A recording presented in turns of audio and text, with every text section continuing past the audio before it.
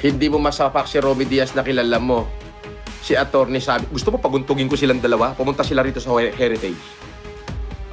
Pag-uuntugin ko sila, promise. Gusto mo ipalo ko pa yung mukha mo kay Ian eh. Pumunta kayo rito sa bahay ko, dalawa kayo. Pag hindi ko kayo pinag-untog, ewan ko na lang. Umakyat daw yung young balls ko. Ulul! Sino naman maniniwala dyan eh? Magnanakaw yan dito sa bahay ko. Ano ka ba? Kakasuhan ko na yan. Nire-ready ko lang yung kaso niya. May CCTV rito at may report ng gwardiya na tumakas siya rito na walang tao. 2 bag yung daladala niya. Paano naman ako matatakot dyan sa isang magnanakaw? Tanga! Gusto mo ipalo ko sa mukha mo yan si Ian? Ikaw hindi mo kaya sabihin sa akin yan. Di ba? Ano? Ba't naman ako matatakot ba? Ma-interview mo, yung lawyer nga na pinagmamalaki mo, di ba? Kriminal! Wanted criminal, di ba? Maaga ako sa korte dahil gustong-gusto na kitang makaharap. Pero hindi ka nagpapakita, tanga. Humingi ka ng tawad.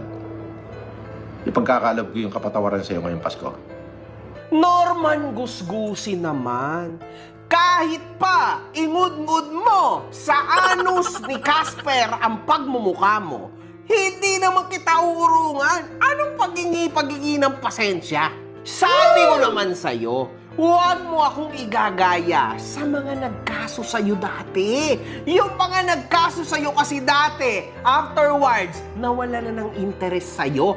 Ako, Norman Gusgusin, hanggat may 100,000 views, hanggat kumikita ang video ko sa'yo, gagatasan talaga kita hanggang yung gatas ay magkulay pula na. Gusto ko na pong humingi ng sorry kay Makagago. Sana matapos na ito. Ano? Kaya kumakaga sa korte, gusto na kitang makaharap.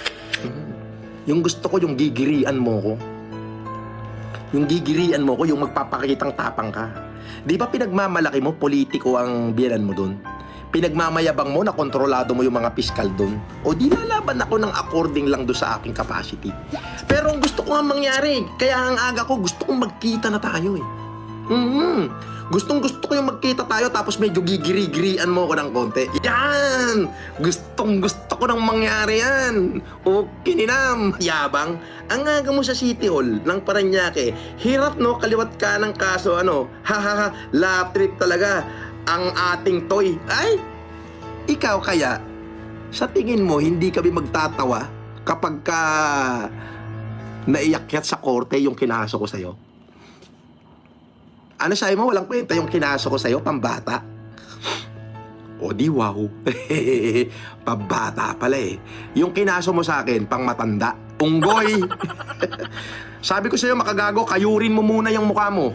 Ang sagwa mong tignan. Mabaho. Mukha kang gusgusin kaysa sa akin. Ako, pinagkakaguluhan ako ng tao. Bata, matanda, niyayakap ako. Ikaw, may nagpa-picture ba sa'yo? Pinagkaguluhan ka ba? Hindi.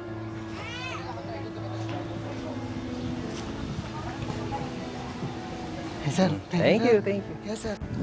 Go, tuloy. Ano comment natin? Nasa? Saka sabi niya daw manatanong, wala daw nagpapapicture sa'yo, sa kanya daw marami.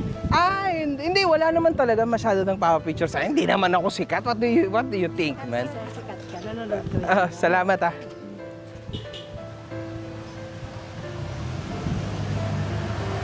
Salamat, thank you. Eh, di ba? Kasi nga maantot ka. Ano yan? Mabaho. Anglit ka. Oo. Ay, kayo mga tindera, ligo-ligo pag may time. Huwag kagaya sa akin. Kasi nga alam ng taong bayan ng Pilipinas, nagago ka. Oo. Alam yan. Alam din ng lahat ng mga piskal, nagago ka na nabubuhay ka sa kagaguhan mo eh. Di ba?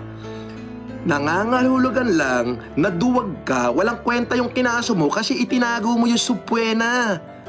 Wala ka nang i-deny doon. Naipaliwanag ko na lahat kanina. Di ba?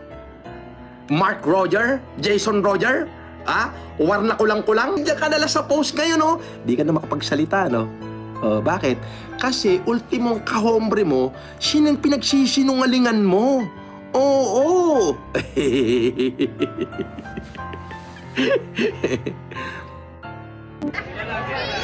Oh. Oh, eto ano to? Million views yan. Eto ano to? Million views yan.